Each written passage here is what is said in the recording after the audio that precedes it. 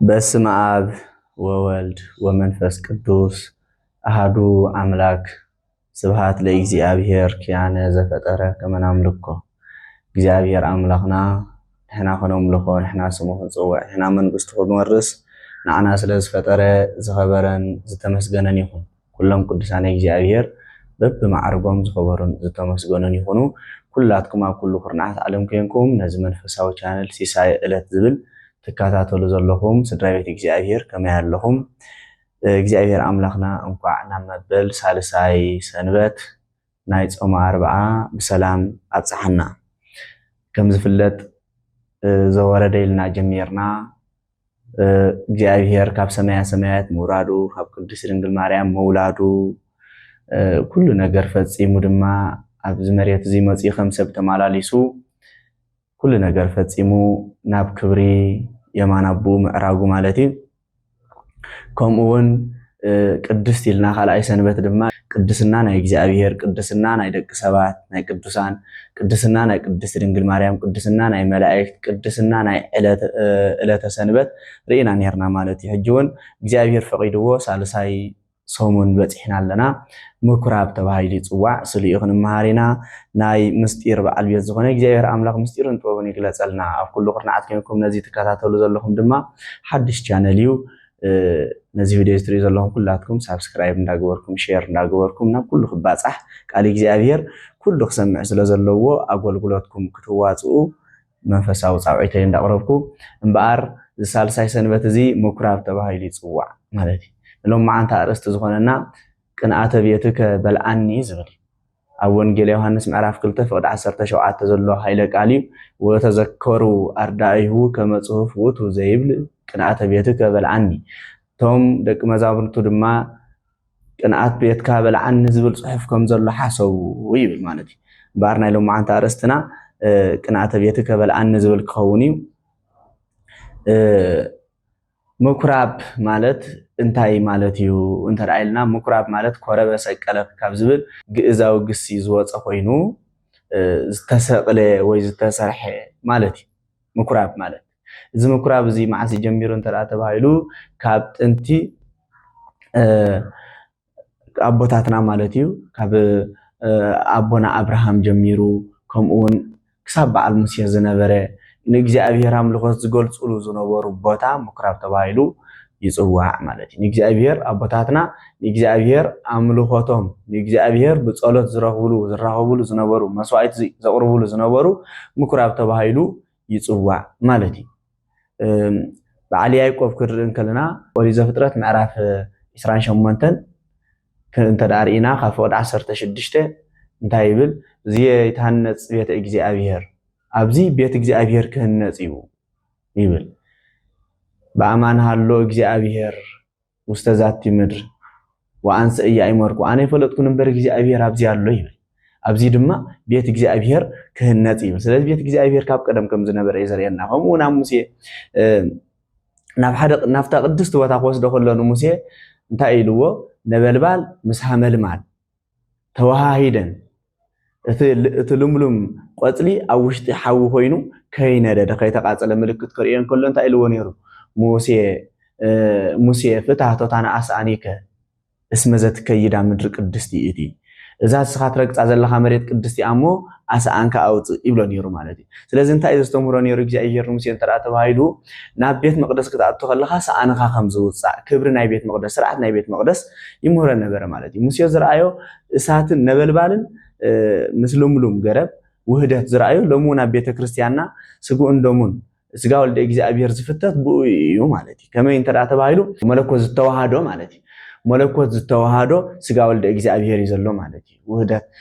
ስጉኡን ደሙን ንቅበሎ ማለት እዩ። ስለዚ ንሙሴ ከምዚ ገይሩ የስተምህሮ ከም ዝነበረ ማለት እዩ። ከምኡውን ቤት መቅደስ ስራሕ ኢሉ ንሙሴ ኩሉ ነገር ከም ዝነገሮ ይነግረና። ኣብ ሳልሳይ ነገስት እውን ኣብ ምዕራፍ 5 ምዕራፍ 6 ምዕራፍ 7 ተዳሪና ሰሎሞን ቤተ መቅደስ ከም ዝሰርሐ ከመይ ገይሩ ከም ዝሰርሐ ኩሉ ይነግረና ማለት እዩ። ስለዚ እምበኣር ምኩራብ ተባሂሉ ዝተፀውዐ ኢየሱስ ክርስቶስ መቅደሱ ዘንፃሃሉ ዝቀደሰሉ እዩ ክንብል ከለና ኢየሱስ ክርስቶስ ኣብ መዋእለ ስጋውነቱ ዝሰርሖ ስራሕ እዩ ክንብል ከለና ኣብ መዋእለ ስጋውነቱ ናይ ኢየሱስ ክርስቶስ ዝተመስረተ ይኮነን ማለት እዩ። ዝነበረ እዩ ዝነበረ ነገር ግን ይሐደሳ ኢየሱስ ክርስቶስ ነታ ምኩራብ ንሳ ኣብ ምኩራብ ዝሓርር መስዋዕቲ ይስዋዕ ነይሩ ማለት እዩ ዝሓርር መስዋዕቲ ደም በጊዕ ዝፈስስ ነይሩ እንስሳታት እዮም ዝስውኡ ነይሮም ማለት እዩ ሎሚ ግን ኣብ ቤተክርስትያና ዝስዋዕ መስዋዕቲ መን እንተዳ ተባሂሉ ኣመናዊ ስጋ ወልደ እግዚአብሔር ኢየሱስ ክርስቶስ እዩ ማለት እዩ ለልዩ መስዋዕቲ ወለልዩ ተወካትየ መስዋዕቲ ንባዕሉ መስዋዕቲ ኮይኑ ንዕኻ እንታይ ኮነ ማለት እዩ ተቀባል መስዋዕት ከዓ ኮነ ንባዕሉ መስዋዕት እዩ ንባዕሉ ከዓ ተቀባል መስዋዕት እዩ ማለት እዩ ነዚ እንታይ ገበረ ሐዋርያ ጳውሎስ ክነግረና እንከሎ ኣብ ዕብራውያን ምዕራፍ 10 ፍቅዲ 9 እንታይ ኢሉ ይነስት ቀዳማየ ከመ ያቅም ዳህራየ ይብል ነቲ ቀዳማይ እንታይ ገብሮ ማለት እዩ ነቲ ዳሕረዋይ ንኽሰርዕ ነቲ ዳሕረዋይ ንኸቅውም ኢሉ ነቲ ቀዳማይ እንታይ ገበሮ ይሰዓረ ወይ ድማ ንዕኡ ኣልቆቆ ይብለና ማለት እዩ ነቲ መስዋዕት እምበር እንታይ ገበሮ ኣባረሩ ኣብዚ ምዕራፍ እዚ ዮሐንስ ምዕራፍ 2 ካብ ፍቅዲ 1 እንታይ ዝብል ሃይለ ቃሉ ወቀርበ በዓል ፋሲካሆም ለአይሁድ ወአርገ እግዚእ ኢየሱስ ኢየሩሳሌም ይብል ማለት እዩ ናይ አይሁድ በዓል ምስ በጽሐ ድማ ኢየሱስ ናብ ኢየሩሳሌም ከደ ይብል ወረከበ በምኩራብ ለይሰይጡ ወይሳየጡ አባጋአ ወአልህምተ ወአርጋበ ወመወልጣን እንዘይነብሩ ናብ ምኩራብ ምስ ወፀ ድማ አልህምትን አባጊዕን ርግቢትን ዝሸጡን ዝልውጡን ንገንዘብ በወርቂ ንወርቂ በገንዘብ ዝልውጡ ድማ ረከበ ይብል ወገብረ መቅሰፍተ ጥብጣብየ ዝሃብል ወሰደደ ኩሎ አባጋአኒ አልህምተኒ ወዘረወ ወርቆሙ ወገፍታ ማዕዳትዮም ወመናብርትዮም ለመወልጣን ይብል ማለት እዩ ነዚኦም ምስ ረአየ ነቶም አባጊዕ ዝልውጡ አባጊዕ ዝሸጡ ዝነበሩ አልህምት ሒዞም ዝነበሩ አልህምት ዝልውጡ ዝነበሩ ነቶም ወርቂ ገንዘብ ነቲ ገንዘብ ወርቂ ሸጡ ዝነበሩ ድማ መቅሰ ወገብረ መቅሰፍተ ጥብጣብየ ዝሃብል ኩርማጅ አዳልዩ ንዖም እንታይ ገበሮም ብኩርማጅ ገይሩ ነቶም አልሕምን ነቶም አባጊዕን አውፅኦም ሰጓጎም ይብል ወይቤሎሙ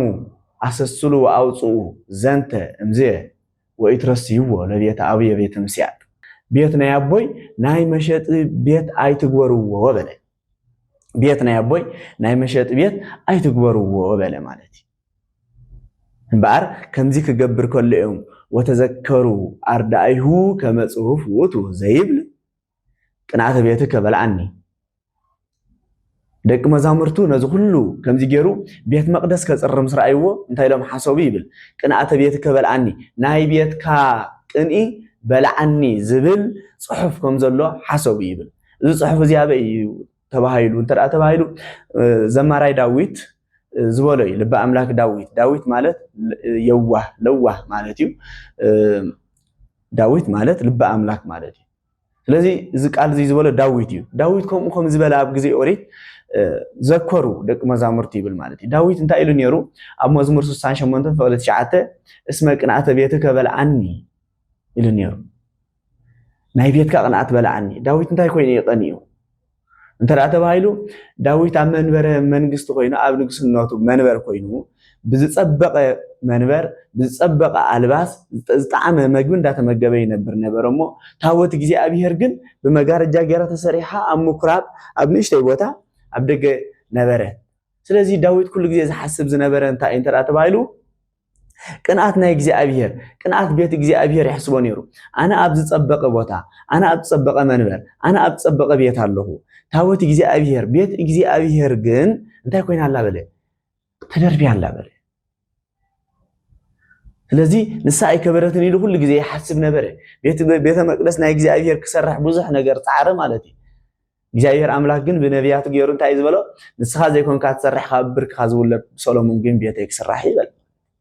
እምበር ንሰሎሞን ከዓ ኩሉ ዘድልዮ ዳዊት ኣዳለወሉ ቅንዓት ከም ዝነበረ ብዚ ዝርአ ሰሎሞን ንክሰርሕ ቤት መቅደስ ንክሰርሕ ኩሉ ነገር ኣዳለወሉ ከም ዝሎም ወለድና ዘለዎም ሃብቲ ዘውርስና ማለት እዩ ዘለዎም ሃብቲ ዘውርስና ዘለዎም ሞያ ዘውርስና ንዓና ወለድና ብስጋ ዝወለድና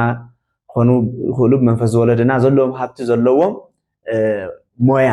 ዘለዎም ትምህርቲ ከም ዘውርስና ልበ ኣምላክ ዳዊት ቅንዓት ናይ ቤት እግዚአብሔር ስለ ዝነበሮ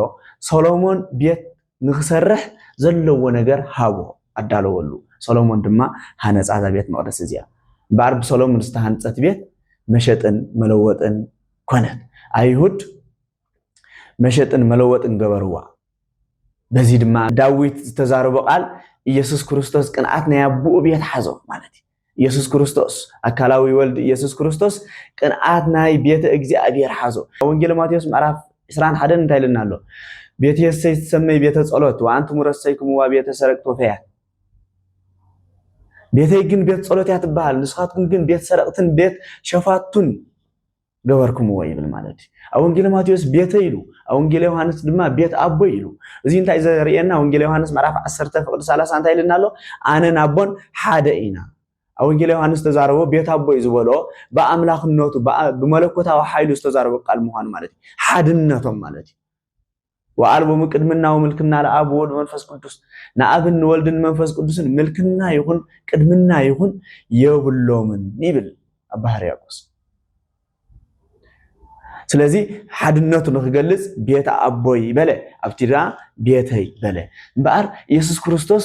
ብቤት ናይ እግዚአብሔር ቀነአ መእመ ብቤት ናይ እግዚአብሔር ቀነአ ንኩሎም ድማ ነተናላ ሕማውፀን ነተናባጊ አባረረን ማለት ኩርማ ጀዳሊ አባረረን ክብለና እንከሎ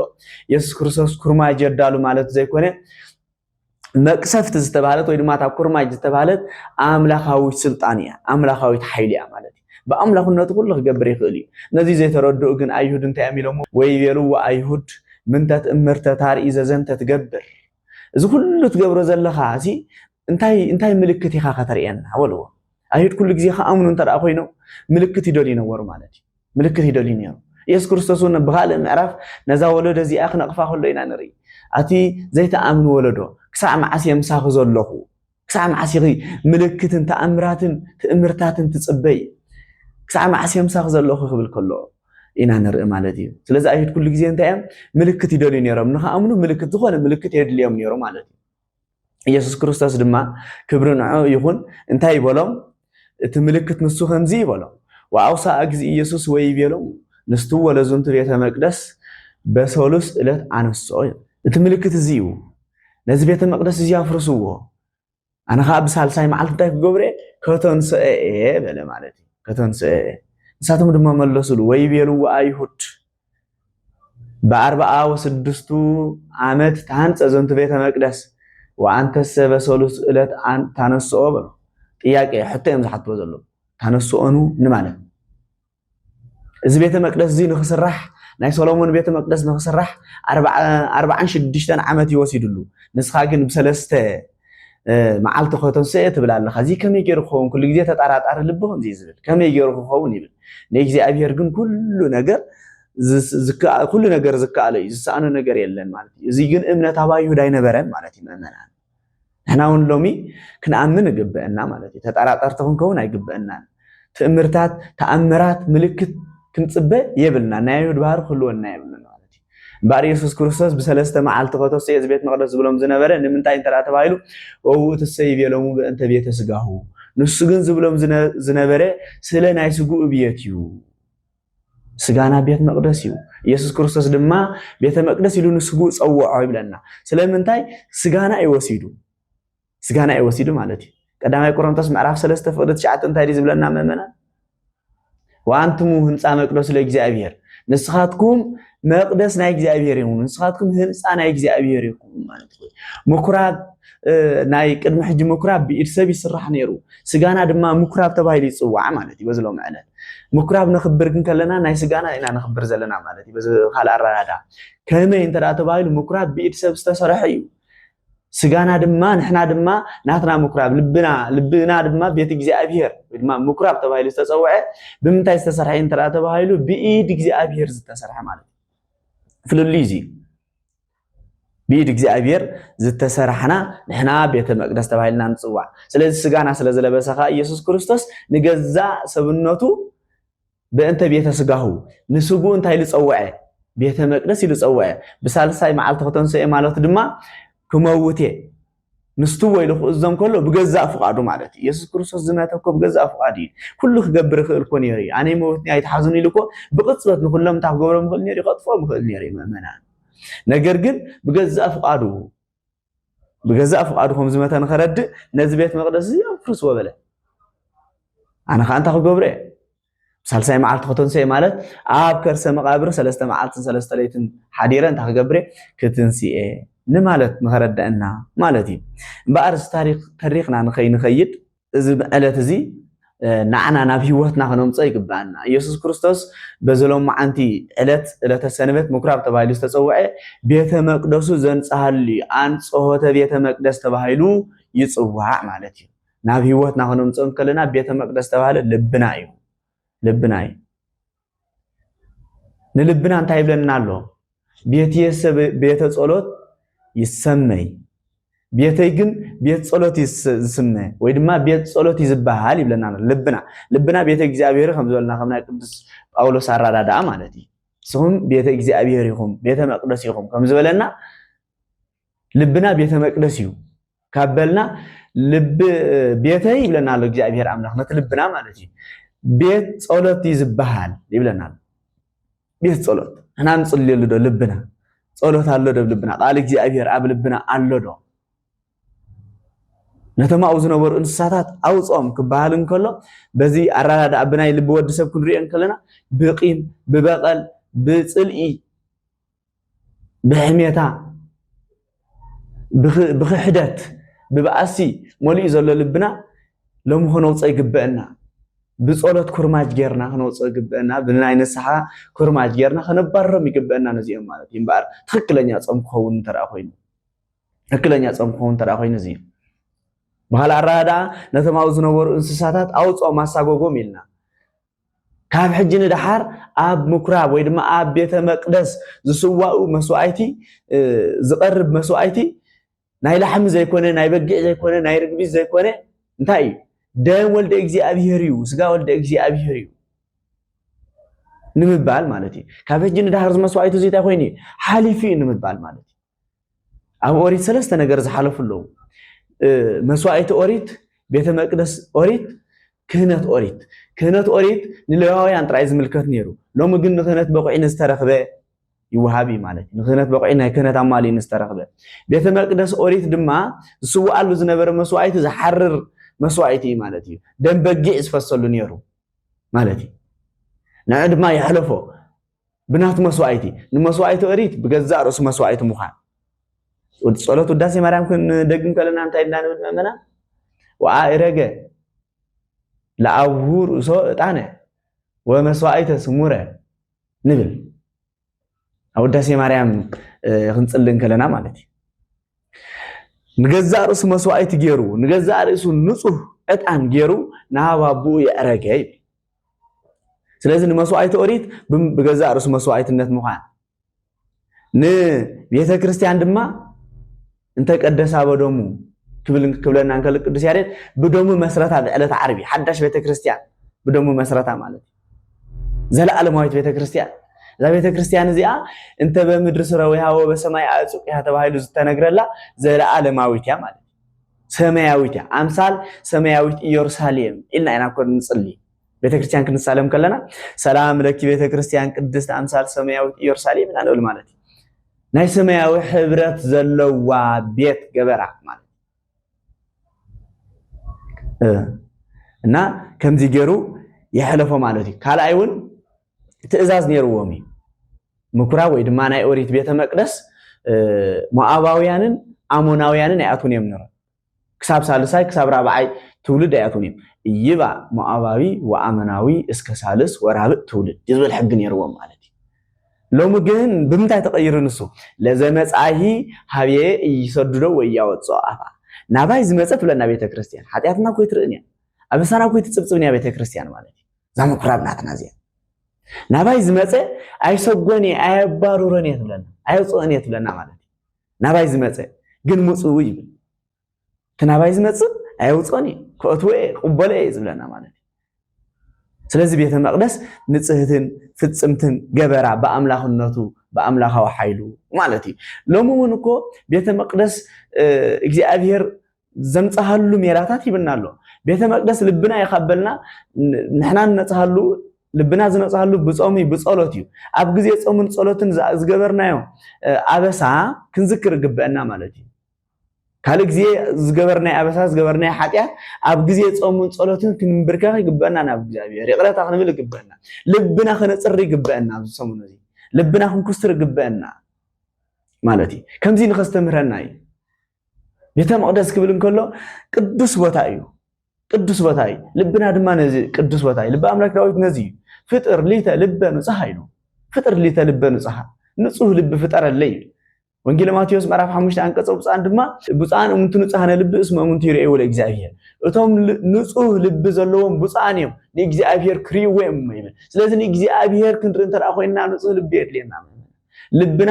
ኢየሱስ ክርስቶስ ከም ዘንጽሖ አው ዝነበሩ መወልጣን አው ዝነበሩ ሸየጥን ለወጥን ከም ዘባረሮም ሸየጥን ለወጥን ኣብ ልብና ዘለው ድማ ክነባረር ይግበአና ሓውና ኮሎሚ ብገንዘብ ለዊጥና ኢና نحاونا لا حاونا جنزب يا قدمنا عندنا لا حفتنا جنزب يا قدمنا عندنا حمد قال أنا سيت العلة سبعة حدو تبعتها العلة سبيتو جنزب يا قدم عندي ما بالعماس يا قدم عندي مشو نجار يا قدم عندي أقدم كوي سلسلة زي مشاتن شيء لوقت نستوى على حساب زي أمي مالتي زي ممكن خنوص أمي جبنا مالتي أما وداها كما يمكن ترى يبلا ቅዱስ ቦታ እዩ ተባሂልን ክዋሃበና እንከሎ እወ ቅዱስ ቦታ ኢልና መጽና ክንቅደስ ይግበአና ማለት እዩ ሓደ ሰባት ቤተ መቅደስ አይደልኒ ልብ ወድ ሰብ እኮ ቤተ መቅደስ እዩ ይብልዮም ቤተ መቅደስ አይደልናኒ ልብና ቤተ መቅደስ እዩ እዚ መጽሐፍ ቅዱስና ልብኩም ቤተ መቅደስ ኢልና እንበር ቤተ መቅደስ አይደልኒ አይበልና ከርደና ዘሎ ከምዚ ክንብል አይግበአናኒ ልብና ቤተ መቅደስ ይብርግጽ ልብና ቤተ መቅደስ ስለዝሆነ ግን ቤተ ህንጻ ቤተ መቅደስ አይደልናኒ ማለት አይኮነን ከምዚን ተራ ኮይኑ ኣብ መጽሐፍ ቅዱስና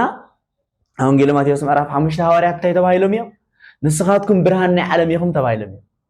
ብርሃን ናይ ዓለም ይኹም ስለዝተባሃሉ ብርሃን አይደልኒ ይባል ዲ አይባልኒ ከምኡን በኋላ ምዕራፍ ንስኻትኩም ጨው ናይ ዘዓለም ይኹም ተባሂሎም እዮም ጨው ናይ ዘዓለም ይኹም ስለዝተባሃሉ ጨው አይደልኒ ማለት ዲ አይኮነ እንባር ቤተ መቅደስ ይኹም ክንባሃል ከለና ኸአ ህንጻ ቤተ መቅደስ አይድልየኩምኒ ማለት አይኮነ ናብ ቤተ መቅደስ ግን ከም ቅዱሳት አቦታትና ክንግስግስ ግበአና ከም ዘማራይ ዳዊት ምዕራፍ 5 ፍቅድ 7 መዝሙር ዳዊት እንታይ ይብለና ወአንሰ በምህረትከ እበው ቤተከ ወእሰግድ በፈሪየትከ ውስተ ጽርሐ መቅደስከ ይብል አነ ግን በምህረትካ ናብ ቤት እግዚአብሔር ናብ ቤትካ መጽእ አነ በምህረትካ ናብ ቤትካ መጽእ መጽኸት አይገብር ናአኻ በመፍራህ ይሰግድ ልብ አምላክ ዳዊት ናብ ቤትካ ይመጽእ ብል ኮሎ ልቡ ቤት መቅደስ ስለዘይ ኮነ ማለት አይኮነ ከማን ለዕለና ልብ አምላክ ተባሂሉ ተጸዋዒ ንሱ ይበል ልብ አምላክ ተባሂሉ ተጸዋዒ ዘማራይ ዳዊት ቤተ መቅደስ አይደልኒ ልበይ ናይ አምላክ ልብ ይመኽብል ዝግበኦ ነይሩ እቲ ናይ አምላክ ልብ ዝተባለ ናብ ቤት መቅደስ እንዳገስገሰ ግን ለምን እحنا ቤት መቅደስ አይደልኒ ኢልና ክንቃወም አይግባአና መጽሐፍ ቅዱስ ምንባብ የድሊ ነቦታት ምጥያቅ ምሕታት የድሊ ማለት ኩሎም ቅዱሳን ናብ ቤት እግዚአብሔር ከደረለው ኢና ነርኢ እግዚአብሔር ድማ አነ ዝሓድረሉ ቤት መቅደስ ስርሕለይ ኢሉ ትእዛዝ ክእዝዝ ከሎ ኢና ነርኢ መጽሐፍ አነ ዝሓድረሉ ቤት ስርሕለይ ይብል ማለት ስለዚህ ዛ ቤተ ክርስቲያን እዚኣ ዛ ቤተ መቅደስ እዚኣ ሎሚ ኣብ ምድራዊ ማሕበር ጌርና ኣብ ሰማያዊ ሕብረት ትህበና እያ ማለት እዩ ናይ ሰማያዊ ኣብ ቤተ ክርስቲያንና ዝፍጸም ኣገልግሎት ከም ምድራዊ ጥራይ ኣይኮነን ኩሉ ሰማያዊ ኣብ ምድሪ ዝሰርፍ ኣይኮነን ሰማያዊ ካብ ዝዓበየ ክሳብ ዝናእሰ ራእይ ዮሐንስ ምዕራፍ 4 ነን ራእይ ዮሐንስ ምዕራፍ 4 ካብ ፍቅዲ ሓደ ጀሚርና ዮሐንስ ዝራእዮ ራእይ እንተዳሪና ሰማያት ድማ ተኸፍተ ሰማያት ተኸፍቱ መሳውቲ ሰማያት ተኸፍቱ ማአናው ራእይ ራእሁ ካህናት እግዚአብሔር ንመንበረ እግዚአብሔር ማዕጠንት ገሮም እንዳዓጠኑ አክሊል ደፊኦም ማዕጠንት ቅዱስ ቅዱስ ቅዱስ እንዳበሉ እንዳሰጎዱ ራእይ ራእሁ ይብል ለሙን እንኳን ቤተ ክርስቲያንና ንጎ ንምጻ ናይ ነግህ ጸሎት ቅዱስ ሲሎም ኪዳን ከብጽሕ ከለው ቦታት አክሊል ዝደፉ አቦታት ካህናት አክሊል ዝለብሱን እኮ ናይ ክህነቶም ናይ ሰማያዊ ኣብ ሰማያዊ ዮሐንስ ዝራእይ ራእሁ ምድራዊ ኣብዚ ዝተረፈ አይኮነን ማለት እዩ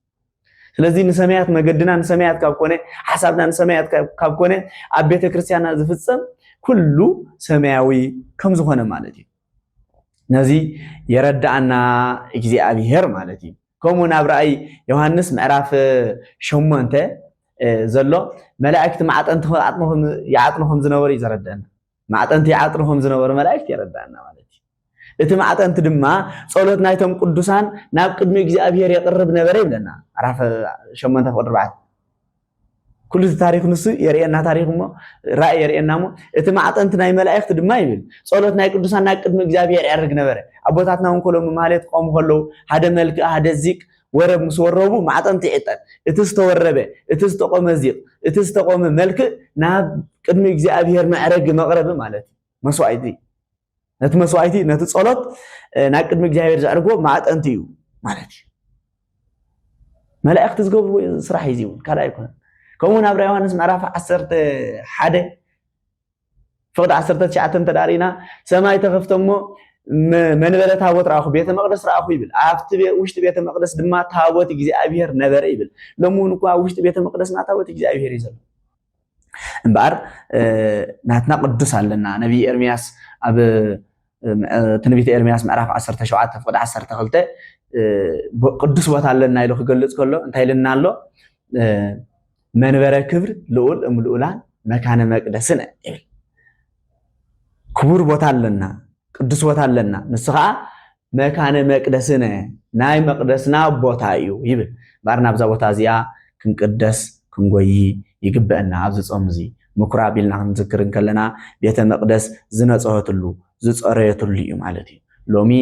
نحنا خا بيت مقدس تبايلو تتصوع لبنا كنصريو كننصهو يغبئنا أبيت مقدس زغلغل أغلغلوت أبز مدر زي زلا بيت مقدس زغلغل أغلغلوت سماو أغلغلوت امبر مدراو أغلغلوت أيكونن نبيت مقدس كنقاوم أيغبأناني ኢየሱስ ክርስቶስ ንቤተ መቅደስ አንጻሃ